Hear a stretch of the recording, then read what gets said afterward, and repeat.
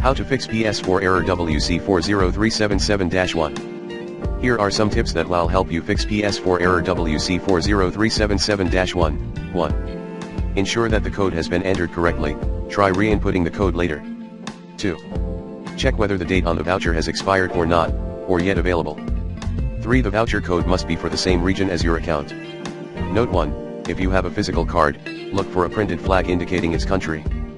Note 2, if you do not know the region of your account, sign into PlayStation Store, select your avatar storefront country. 4. You can only use a voucher code once. To check the transaction history of your account, sign into Account Management. If already used, the voucher code details section. If your voucher meets all requirements and you are still receiving this error code, read then follow PS Redeeming a Voucher support article for more troubleshooting.